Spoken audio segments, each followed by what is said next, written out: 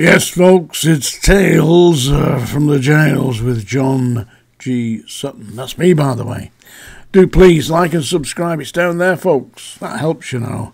Thank you very much. Anyway, today I'm going to talk about that shitbag, that singer, prisoner, Gary Glitter. And the leader, he's not the leader anymore though, is he? He's banged up. And guess what? He's just been heard for parole again. The last time he got paroled, you know what happened? He went out and virtually immediately he started researching pornographic images of little children. Because that's what Gary Glitter likes. Banging little children. He was in, where was it, Cambodia and Vietnam, where he got himself in prison there for interfering with little children. And he's in England now. Ought to be in England. Yeah, and that's where he is.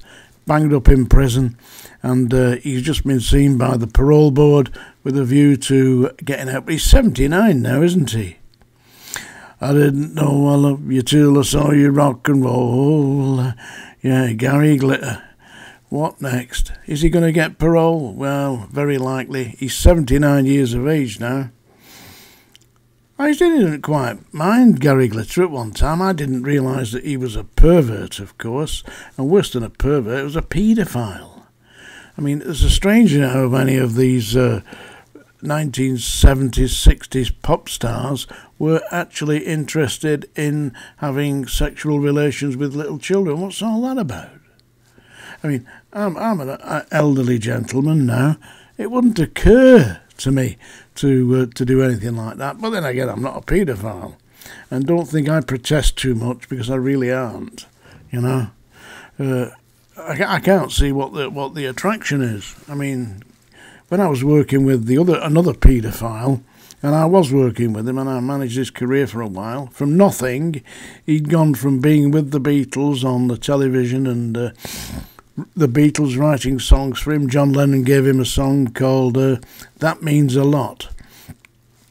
The Beatles had recorded it but didn't like the way it sounded for them, so they gave it to Jim Proby, PJ Proby, and he recorded it and released it, and it got in the charts. I don't think it was a big chart hit, but it was in the charts.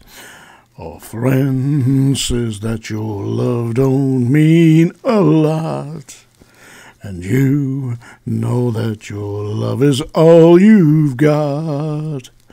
That Means a Lot. Recorded by PJ Proby.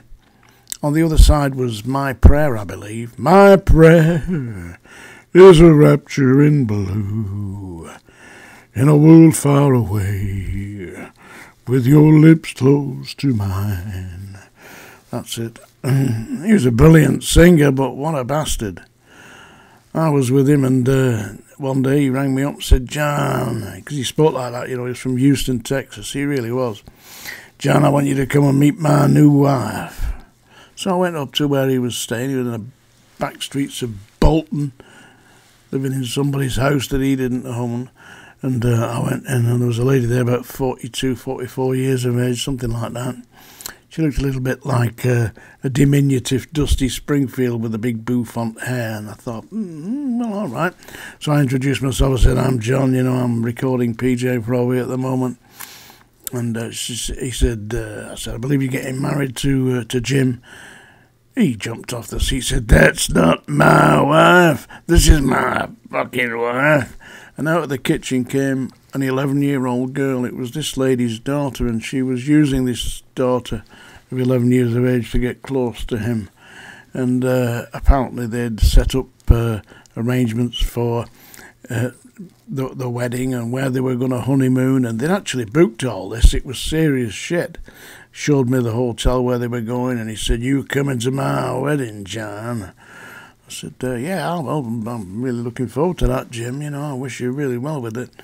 And I said to the lady, you know, have you got a copy of Jim's new records? I said, you won't really, because it's coming out next week. I said, would you like me to send you a copy? Oh, yeah. She said, I'd like that.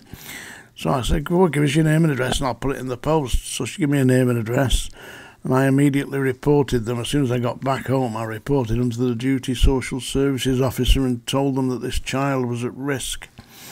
Next time I saw Proby, he come running out of his house with a 12-inch Bowie knife. I'm going to murder you, you fucking bastard.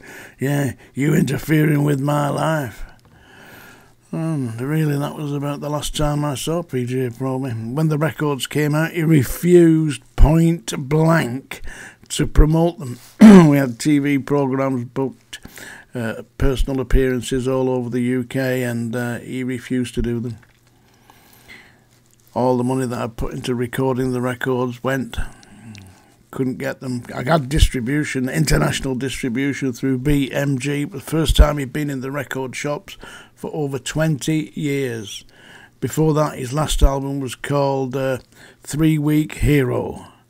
And it was a big flop, that, and he was dismissed. They sacked him by Liberty Records. And the next record he got out on international distribution was called Thanks on Jace Records, and I owned Jace Records and was the songwriter. You can see it, don't believe my words. You go on to YouTube, type in PJ Proby, Stage of Fools. You'll see it. That was the big hit from the album. That was the one I released as a single.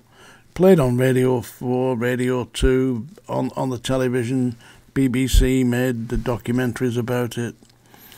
Didn't do me any good because PJ Proby was a paedophile and I'd exposed him, and he wouldn't work with it. So that was the end of that. Anyway, Gary Glitter's up for parole, and he's been seen by the parole board. I believe it was yesterday. And is he going to come out? Lock your daughters up, eh?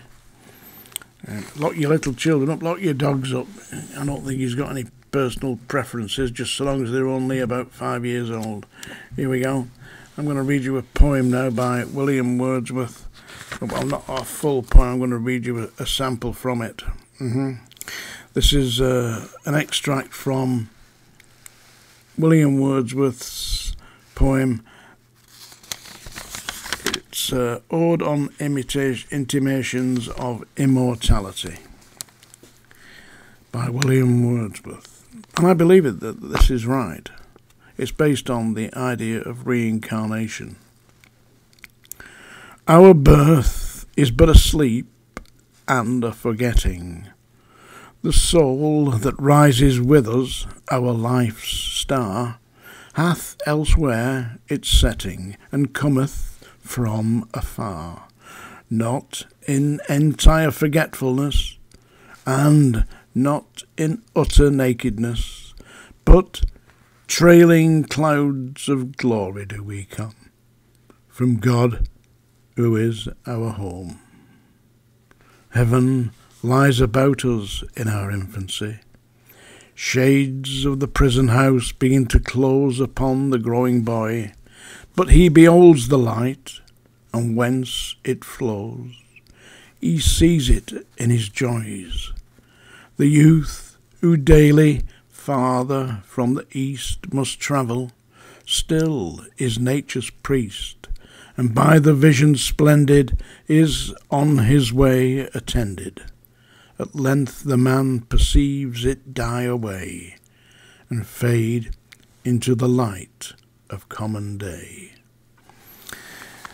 Those lines mean a great deal, because as children we have perceptions, psychic perceptions. We are very sensitive as children, and it is when we become institutionalized into the material world that the prison house closes around us.